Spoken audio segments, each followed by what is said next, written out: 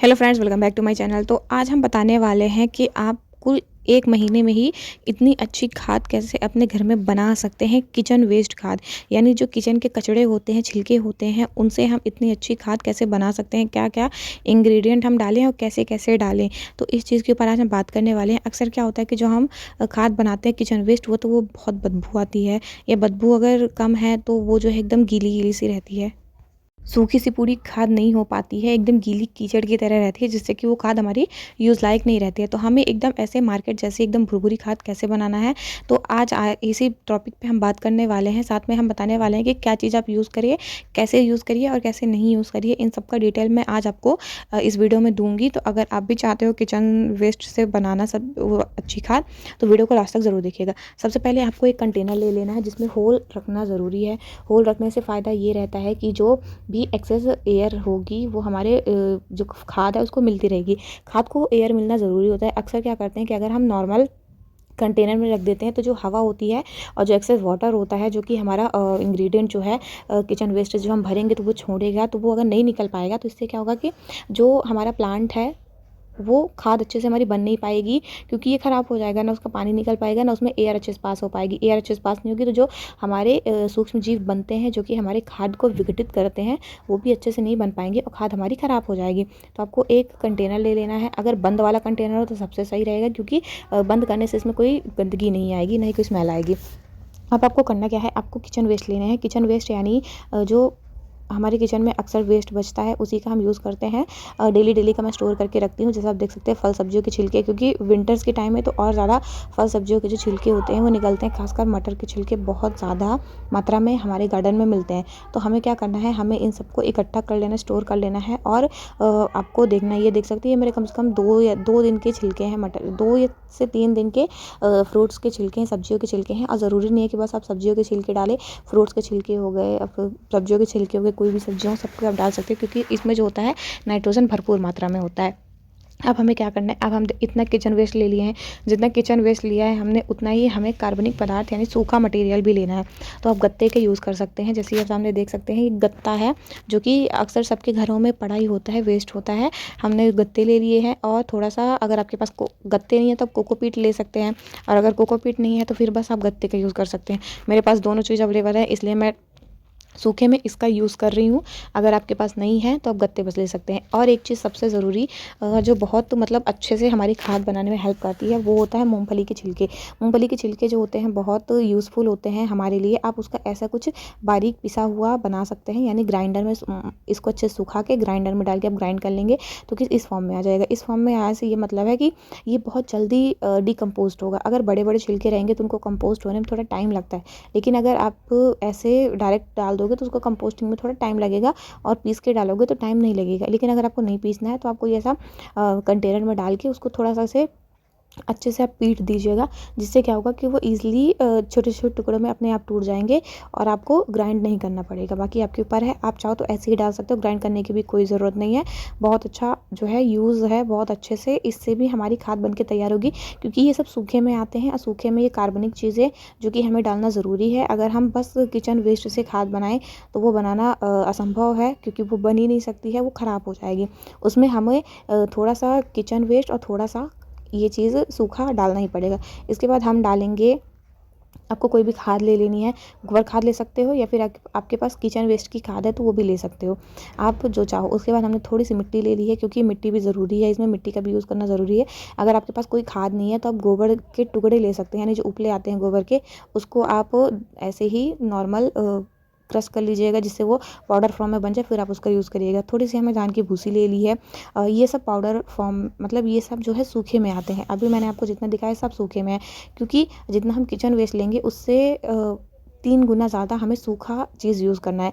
अगर इनमें से कोई भी चीज़ आपके पास नहीं है तो आप स्किप कर सकते हो, बस आप गत्ते और जो राइस हस्क है उसमें यूज़ कर सकते हो। थोड़ा सा आपको खाद डालना ज़रूरी है और मिट्टी डालना ज़रूरी है, आप अपने हिसाब से डाल सकते हैं। एक चीज़ अब मैं क्या करूँगी, अब मैं डालूँगी सबसे नीचे यहाँ पे जो हमारा कोकोपीट है, कोकोपीट की एक अच्छी सी लेयर बना देंगे। इससे क्या होगा कि जो एक्सेस वाटर होगा वो हमारा कोकोपीट सोख लेगा और जो हमारे खाद का पानी है वो ख़राब नहीं होगा, धीरे धीरे वो डिकम्पोज होने लगेगा। उसके बाद हम थोड़ी सी मिट्टी डालेंगे, एक मुट्ठी करीब।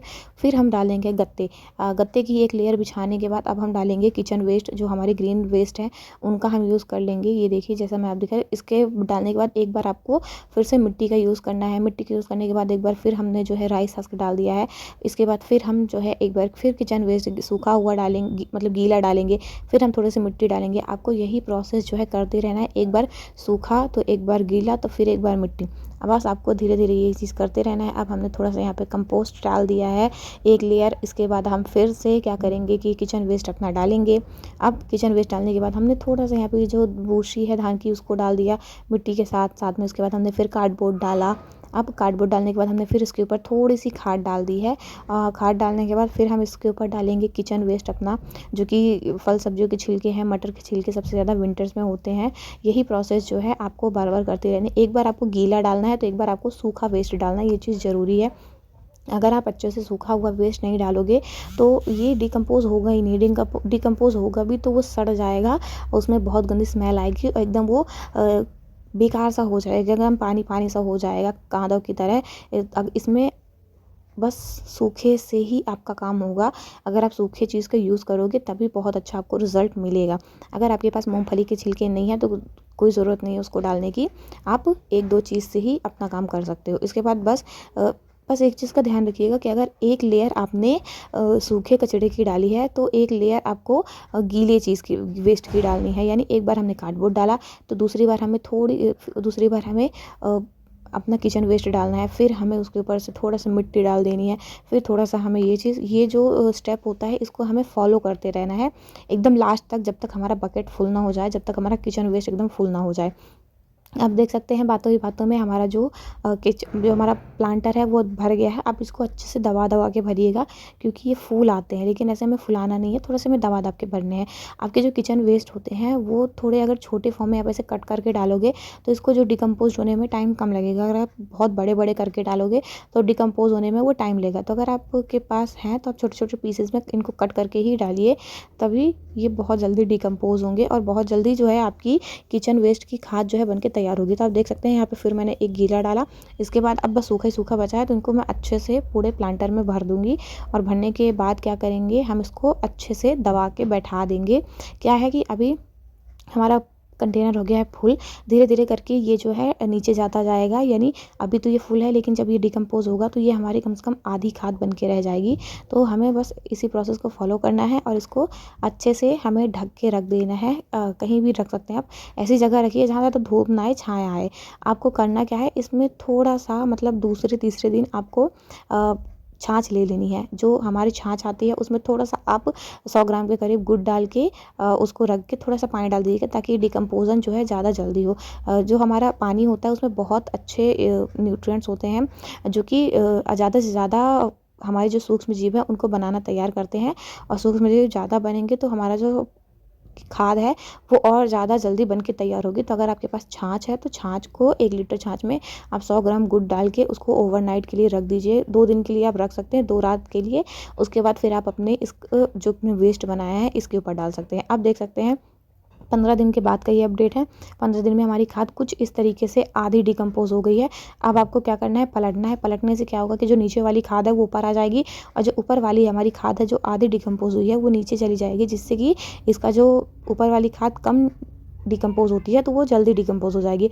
आप चाहो तो आप कहीं पलट के इसको दोबारा इसी कंटेनर में भर सकते हो, लेकिन मैं दूसरा कंटेनर यूज़ कर रही हूँ सेम उसी प्रोसेस की तरह। उसमें भी होल है और होल के बाद जो सारा हमारा कंपोस्ट है हम इसी में भर देंगे। आप देख सकते हैं जब मैंने कंटेनर भरा था तब वो एकदम फुल था, लेकिन अब इसमें जगह काफ़ी हो चुकी है। आप चाहो तो बीच बीच में अगर आपके कंटेनर में नमी ना हो, आपके खाद में नमी ना हो, तो आप क्या करोगे, इसमें थोड़ा थोड़ा सा पानी डाल सकते हो। इसमें कोई दिक्कत नहीं है, एकदम सूखा भी हमें नहीं रखना है। बस हमें बस क्या करना है, इसको शेड में रख देना है ढक के, और ढक के बस हमें ऐसे छोड़ देना है इसको। हमें अब कुछ नहीं करना है, बीच बीच में आप इसे चला के थोड़ा सा पानी का ध्यान रख सकते हैं बस। अब कम से कम इसको 2 महीने लगेंगे रेडी होने में। 2 महीने में आपको पास इतना अच्छा खाद तैयार होगी कि क्या कहे थे। मिलते हैं 2 महीने बाद। तो ये कुल 2 महीने बाद का अपडेट है। 2 महीने हो गए हमें अपने खाद को। मैं बीच-बीच में इसको चलाती थी बस ऐसे कंटेनर से, और क्या करती थी कि अगर जब ये सूखा दिखे मुझे ज़्यादा तो मैं इसमें पानी डाल देती थी। अब आप देख सकते हैं ये काला सोना हमारे पास बन के तैयार है। किचन वेस्ट जो है 2 महीने में बन के तैयार हो जाती है। ठंड के टाइम पे ये प्रोसेस थोड़ा लेट होता है, थोड़ा टाइम लेता है, लेकिन गर्मी में ये 2 महीने हो जाएँगे, 2 महीने में तैयार हो जाएँगे। अब इसको ज़्यादा टाइम तक स्टोर करने के लिए हमें क्या करना है, इसको ऐसे फैला देना है किसी भी पन्नी पॉलीथीन में, ताकि इसमें अच्छे से धूप लग जाए और जो इसमें एक्सेस वाटर है, मॉइस्चर है, वो सूख जाए धूप के कारण, और फिर हम इसे स्टोर कर सकते हैं। लगभग 1 साल के लिए स्टोर कर सकते हो, कोई दिक्कत नहीं है। बस इसको बीच-बीच में धूप दिखाते रहना है आपको। और ये पता है कि ये जो खाद है ज़्यादा दिन हमारे गार्डन में चलती नहीं है, 2 से 3 महीने में ही ख़त्म हो जाती है। तो सबसे अच्छा यही रहेगा कि आप बनाते रहें और इनको यूज़ करते रहें। तो कैसा लगा आपको मेरा प्रोसेस बनाने का और इसको यूज़ करने का? अब बस इसको आप डायरेक्ट अपने प्लांट्स में यूज़ कर सकते हो, स्टोर करके रख सकते हैं किसी पॉलीथीन में, किसी भी जिसमें आपको स्टोर करके रखना हो। उसके बाद बस आप इसको यूज़ कर सकते हैं। वीडियो अच्छी लगी हो तो लाइक करिएगा, और वीडियो इन्फॉर्मेटिव लगी हो तो चैनल को भी मेरे सब्सक्राइब कर लीजिएगा। वीडियो को लास्ट तक देखने के लिए थैंक यू सो मच। मिलते हैं नेक्स्ट वीडियो में, तब तक के लिए बाय बाय।